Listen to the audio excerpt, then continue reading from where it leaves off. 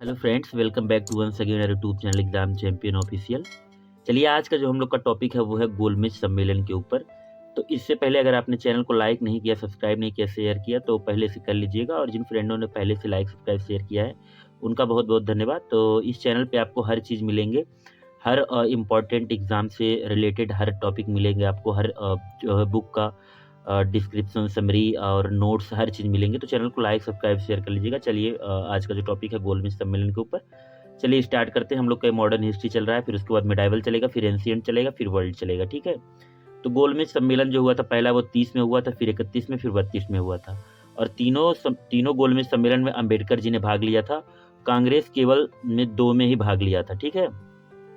जिस समय भारत में सविनय अवज्ञा आंदोलन चल रहा था, उसी समय ब्रिटिश हुकूमत द्वारा गोलमेज सम्मेलन का आयोजन किया गया। यह गोलमेज सम्मेलन 3 चरणों में हुआ था और इस गोलमेज सम्मेलन का आयोजक साइमन कमीशन की रिपोर्ट के आधार पर बुलाया गया था।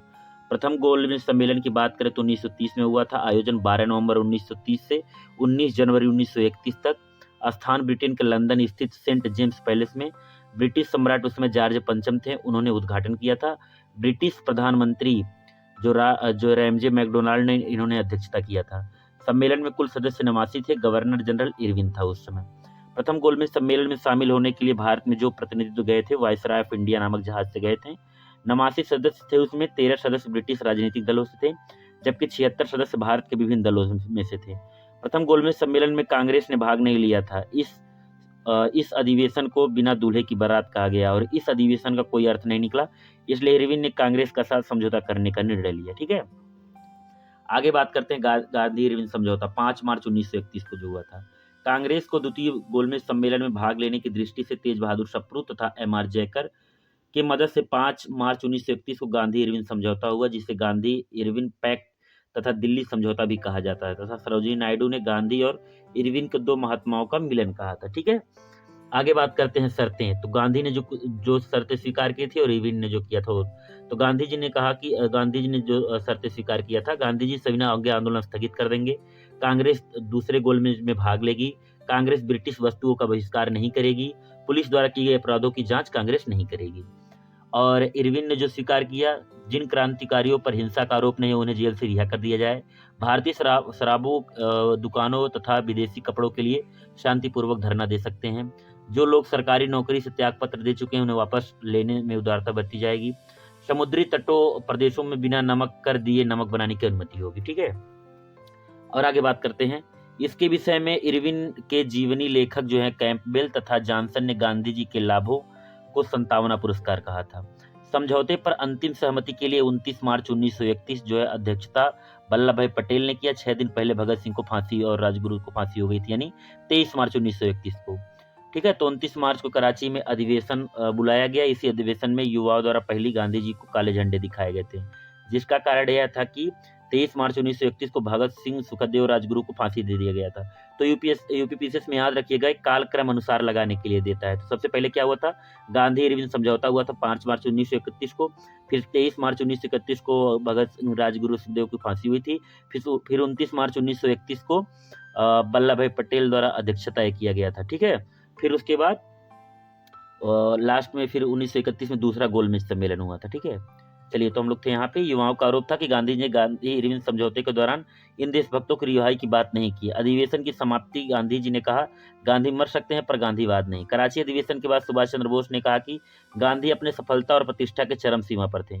देशद्रोह फकीर चर्चिल ने कहा, अर्धंगा फकीर जो है मोरिस ने कहा। द्वितीय गोलमेज सम्मेलन की बात करते हैं तो ये सब होने के बाद उसके बाद हुआ द्वितीय गोलमेज सम्मेलन 1931 में। उसमें भारत सचिव शेमुलर होर थे। 7 सितंबर से 1931 से दिसंबर 1931 तक चला। कुल सदस्य 31 सदस्य शामिल थे। गवर्नर वेलिंगटन था उस समय। ठीक है। गांधी जी ब्रिटेन कांग्रेस में शामिल हुआ था, केवल महात्मा गांधी कांग्रेस की ओर से शामिल हुए थे। ठीक है। और घनश्याम बिड़ला, मदन मोहन मालवीय, सरोजिनी नायडू, महादेव देसाई, प्यारेलाल, उसके मैडलन स्टेट, मीराबेन, देवदास गांधी के साथ गए थे लोग। ठीक है। अन्य प्रतिनिधि में एसएस मुल्तान नामक जहाज से गए थे। ये याद रखिएगा, बहुत खतरनाक क्वेश्चन पूछता है यूपीपी से कहीं ना कहीं। ठीक है। और आगे बात करते हैं। तो जब गांधी जी 2 गोलमेज सम्मेलन में भाग लेने गए तो वहां लंदन के ईस्ट एंड बस्ती में मजदूर स्थित अपनी जो शिष्या थी म्यूरियल लिस्टर के यहाँ किंग्सले हॉल में रुके थे। मदन मोहन मालवीय अपने खर्चे से वहां गए थे। द्वितीय गोलमेज की असफल रहा क्योंकि भीमराव अंबेडकर के द्वारा दलितों के लिए पृथक निर्वाचन की मांग को गांधी जी ने अस्वीकार कर दिया और जो है बैठक से उठकर 1 दिसंबर 1931 को चले आए और इटली के जहाज वेनेस्टियाना से 28 दिसंबर 1931 को भारत आकर मुंबई पहुंचे। तब गांधी जी ने कहा, यद्यपि मैं खाली हाथ लौटा किंतु जो ध्वज मुझे सौंपा गया उसे मैं झुकने नहीं दिया।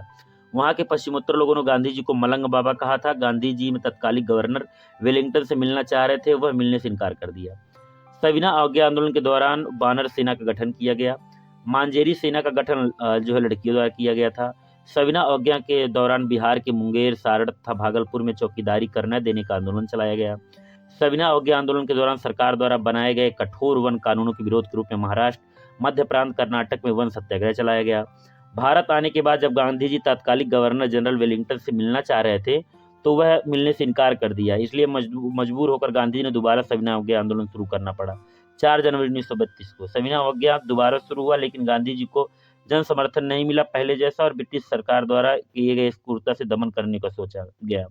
लगभग 90,000 क्रांतिकारियों को गिरफ्तार करके जेल में बंद कर दिया गया। गांधी जी सहित सभी प्रमुख नेताओं को गिरफ्तार कर लिया गया। गांधी जी ने 7 अप्रैल 1934 को सविना अवज्ञा आंदोलन स्थगित कर दिया। तब सुभाष चंद्र बोस और विठल भाई पटेल के द्वारा कहा गया कि एक राजनेता के रूप में गांधी जी असफल रहे हैं। तृतीय गोलमेज सम्मेलन 1932 में हुआ। इसका भी आयोजन पहले की भांति लंदन में हुआ। 17 नवंबर 1932 से 24 दिसंबर 1932 तक चला, जिसमें कुल 46 सदस्य भाग लिए थे और इसमें कांग्रेस भाग नहीं ली थी और जिन्ना भी भाग नहीं लिया था। इस सम्मेलन का कोई निष्कर्ष नहीं निकला, लेकिन भारत सरकार 1935 हेतु ठोस रूप पेश किया गया। इसके बाद श्वेत रूप पत्र जारी किया गया। तीनों सम्मेलन में भाग लेने वाले व्यक्ति डॉक्टर भीमराव अम्बेडकर तथा तेज बहादुर सप्रू थे। सांप्रदायिक पंचायत यानी कम्युनल अवार्ड 1932, ठीक है। 16 अगस्त 1932 को घोषणा हुआ कि रैमजे मैकडोनाल्ड जो है वो सांप्रदायिक पंचायत का घोषणा करेगा। तो 20 सितंबर 1932 को गांधी जी आमरण अनशन पर बैठ गए यरवदा जेल में तथा गांधी जी और अम्बेडकर के बीच साइन हुआ पूना पैक्ट 1932 में, ठीक है, 26 सितंबर 1932 को। तो साइन हुआ गांधी जी की तरफ से। गांधी जी खुद नहीं साइन किए थे, उनके सदस्य किए थे और उधर से अम्बेडकर जी ने किया था, मदन मोहन मालवीय गांधी जी की तरफ से, ठीक है। और 18% सीटें जो है दलितों के लिए आरक्षित कर दी गई। प्रांतीय विधानसभाओं में दलितों के लिए 71 सीट से 147 सीट कर दिया गया। उसमें 562 रियासत थे, ठीक है। प्रांतीय विधानसभा का चुनाव 1937 में हुआ, जिसमें ब्रिटिश शासन अधिनियम 1935 के तहत 11 प्रांतों में 2 गठबंधन से असम और पश्चिमोत्तर में, बम्बई में जो हुआ था 26 सीटें जो है पड़ी थी। संयुक्त राज्य मध्य प्रांत, मद्रास और बिहार, उड़ीसा में कुल 6 प्रांत, 5 प्रांतों में पूर्ण सरकार बनी थी। कांग्रेस 8 प्रांतों में सरकार बनाया था। मुस्लिम लीग केवल जो है सिंध में और एक बंगाल, पंजाब में क्षेत्रीय पार्टी थी, ठीक है। आगे बात करते हैं। अब इसमें जब 3 सितंबर 1939 को द्वितीय विश्व युद्ध हुआ था, ठीक है, तो इंडिया से बिना सलाह लिए भारत को भी ब्रिटेन की तरफ से द्वितीय विश्व युद्ध में शामिल कर लिया गया। इसका भारतीय राष्ट्रीय कांग्रेस के द्वारा विरोध किया गया। तब ब्रिटिश हुकूमत ने इस पर ध्यान नहीं दिया। 22 अक्टूबर 1939 को 8 प्रांतों से त्यागपत्र दे दिया गया कांग्रेस सरकार के द्वारा। तो 22 सितंबर 1939 को मिलकर इन दिनों को धन्यवाद दिवस, मुक्ति दिवस के रूप में मनाया गया। मुस्लिम लीग और डॉक्टर भीमराव अम्बेडकर 22 दिसंबर 1939 को, क्योंकि कांग्रेस के 8 सरकार ने जो है त्यागपत्र दिया था। और यहाँ से हम लोग अब क्रांतिकारी आंदोलन पढ़ेंगे। तब तक चैनल को लाइक, सब्सक्राइब, शेयर कर लीजिएगा।